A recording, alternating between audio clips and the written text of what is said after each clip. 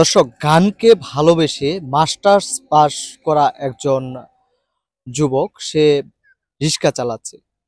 আসলে সেই রহস্যটাই আজকে আপনাদের সামনে তুলে ধরবো। ইতিমধ্যে কিন্তু তার অনেক ভিডিও কিন্তু সোশ্যাল মিডিয়ায় ভাইরাল হয়েছে, বিভিন্ন গণমাধ্যমেও ইতিমধ্যে আমরা দেখেছি, হয়তো আপনারাও দেখেছেন। তো তার কাছে জানতে চাবো, আপনি মাস্টার্স পাস করে কেন রিক্সা চালাচ্ছেন? আসলে মূলত এটা অবাক হওয়ার মতো একটা বিষয়। জি। মাস্টার্স পাস করে সবাই বলবে যে চাকরি কেন করেননি?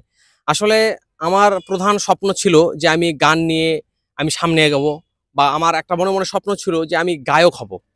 এবং সেই সূত্র ধরেই সেই ছোট্টবেলা থেকে আমি গান করি, এবং সবাই আমার গানের প্রশংসা করে, ভালো বলে। এবং আমাদের অত্র এলাকাতে অনার্স মাস্টার্স করার পর যখন আমি সুযোগ পেলাম ঢাকায় আসার, এখন চিন্তা করলাম যে এখন তো আমি ঢাকায় যেতে পারি এবং গান করতে পারি, এবং পাশাপাশি আমি চাকরি করতে পারি। ঢাকায় যখন আসলাম, চাকরি নিলাম, তখন আসলে যে ফ্যাক্টরিতে চাকরি করতাম, ২-৩টা ফ্যাক্টরিতে এরকম চেঞ্জ করছি আমি। তো এই যখন চাকরি করতাম তখন হয়তো কি, আসলে সেখানে গান করার মতো সুযোগ থাকতো না। সারাদিন ডিউটি থাকতো, সকাল ৮টা থেকে রাত ৮টা পর্যন্ত, বা তারও বেশি, ১০টা পর্যন্ত। শুধু রাতের বেলায় এসে খেয়ে দিয়ে ঘুমানো ছাড়া আর কোনো অন্য কিছু করার সুযোগটা মিলতো না। তো এইভাবে করে আরো একটা সমস্যা হতো, যখন আমি ১৫ দিন চাকরি করলাম, তখন ফ্যাক্টরির আরো কিছু আমার ওয়ার্কার যে ভাইরা আছেন, সহকর্মী ভাইরা আছেন, তারা বলতেন যে ভাই, তোমার গান তো অনেক সুন্দর, তুমি আমাদেরকে আরো হচ্ছে গান শোনাও।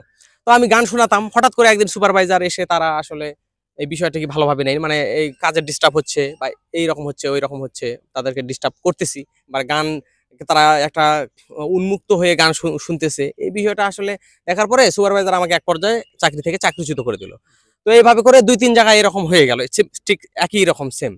এরপর আমি চিন্তা করলাম যে আসলে স্বাধীন কাজ কি করা যায়।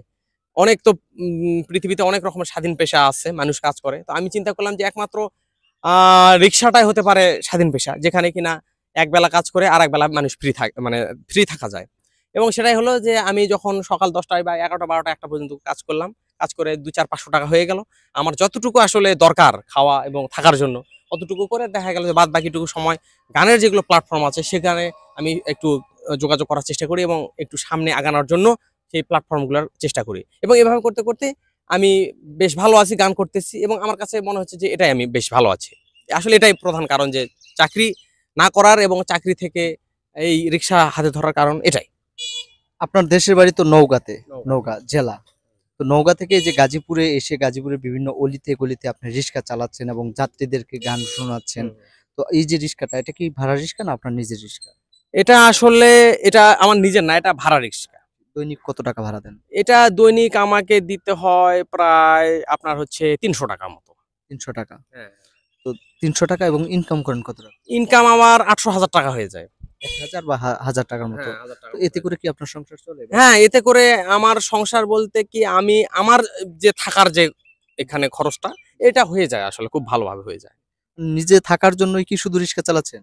আমি শুধুমাত্র নিজের আসলে থাকার জন্যই, হ্যাঁ, মানে নিজের, আমার আমার কারণ হচ্ছে যে আমি গান যেহেতু মানে ঢাকায় আসার উদ্দেশ্য হচ্ছে আমি গান করব। আর ফ্যামিলি তো আমাদের নিম্নবিত্ত, যে সেখান থেকে টাকা পাঠিয়ে তো এখানে আর গান করার জন্য তো সম্ভব নয়। আর মেইন বিষয় হচ্ছে, যেহেতু আমি এখানে ঢাকায় আছি, নিজের থাকা, নিজের খাওয়া করা লাগবে। অন্তত থাকা খাওয়ার কাজটা আগে। তাছাড়া তো চলা যাবে না। এইজন্য আমি আসলে এই কাজটা আগে বন্দোবস্ত করে তারপর হচ্ছে গান নিয়ে এখানে, মানে গানের কাজটা আমি করতে শুরু করলাম, বা গান গাওয়া শুরু আচ্ছা, করলাম। আপনার কণ্ঠে আমরা একটা গান শুনতে চাই, আমাদের দর্শকদেরকে শোনাতে চাই। বেসেছি ভালো শুধু তোমাকে, ভালোবাসি আজও তোমাকে, বাসবো ভালো চিরদিন, শুধু তোমাকে, শুধু তোমাকে, শুধু তোমাকে। ও বেসেছি ভালো শুধু তোমাকে, ভালোবাসি আজও তোমাকে, বাসবো ভালো চিরদিন, শুধু তোমাকে, শুধু তোমাকে, শুধু তোমাকে। চমৎকার! তো এই যে আপনি মাস্টার্স পাস করে যে এই গানের জন্য আপনার হচ্ছে মানে রিক্সা চালাচ্ছেন। তো এতে করে আসলে আপনার হচ্ছে দেখা গেল যে বন্ধু-বান্ধব বা আত্মীয়স্বজন তারা আপনাকে আসলে কোন চোখে দেখে, কোন দৃষ্টিতে দেখে, বা আপনার নিজের কাছে এটা নিয়ে আপনি কখনো বিব্রত হন কিনা? না, আসলে আমি মাস্টার শেষ করার পর যে আমি একটা জিনিস বিশ্বাস করি, যে সৎ উপার্জনের থেকে সৎভাবে কাজ করে যদি আমি আমার ভালো লাগার জায়গাটা আমি করতে পারি, মানে আমি একদিক থেকে যেমন সৎ কাজ করতেছি, উপার্জন করে আমি নিজের থাকা খাওয়ারটা করে তারপর গান নিয়ে কাজ করতে পারতেছি, আমার কাছে এটা আমার আত্মীয় স্বজন বন্ধু বান্ধব থেকে শুরু করে যারাই আমার পরিচিত তারা সবাই স্যালুট জানাচ্ছে। এটা জানার পরে সবাই আমাকে স্যালুট জানাচ্ছে এবং তারা কখনোই নেগেটিভলি বিষয়টাকে নেয়নি। তো এটা এই জন্য আমি আসলে সবার কাছে একদিক থেকে আমি কৃতজ্ঞ যে তারা আমাকে মাস্টার্স শেষ করার পর অন্য নেগেটিভলি নিচ্ছে না, বা তারা আসলেও রিয়েলাইজ করতেছে যে আসলে চাকরি থেকে গান করা সম্ভব নয়, একমাত্র রিক্সা থেকেই অন্তত গানটা নিয়ে সামনে আগানোর আগ পর্যন্ত আমি রিক্সা একটু চালাইতে চাই। যে আমার একটা স্বপ্ন আছে, আপনার রিস্কাতে চড়ে আমি আপনার একটা গান শুনবো। হ্যাঁ, অবশ্যই অবশ্যই। আচ্ছা ঠিক আছে, তাহলে আমার স্বপ্নটা আপনি পূরণ করেন দেখি। হ্যাঁ হ্যাঁ হ্যাঁ, অবশ্যই অবশ্যই।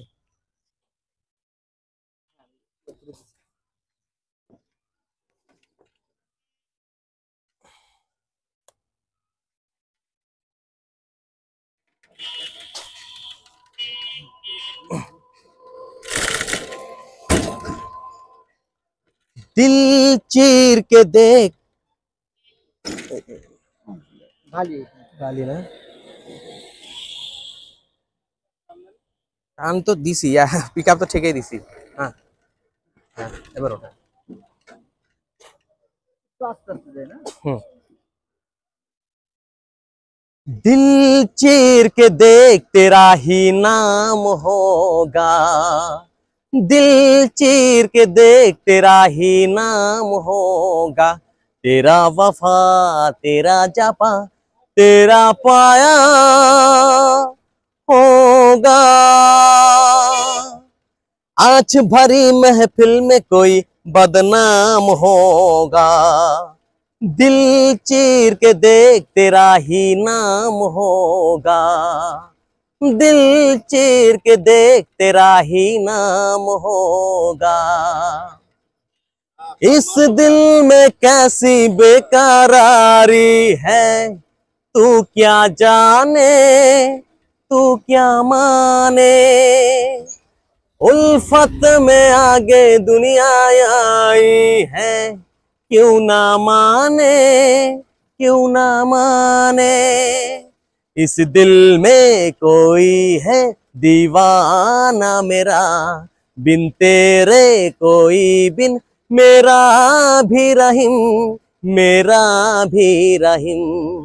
आज लबे पे दिल को मेरा दिल हो गया, दिल चीर के देख तेरा ही नाम होगा, तेरा वफा तेरा जपा तेरा पाया होगा। आज भरी महफिल में कोई बदनाम होगा, दिल चीर के देख तेरा ही नाम होगा, दिल चीर के देख तेरा ही नाम होगा, तेरा वफा तेरा जफा तेरा पाया होगा। आज भरी महफिल में कोई बदनाम होगा, दिल चीर के देख तेरा ही नाम होगा, दिल चीर के देख तेरा ही नाम होगा।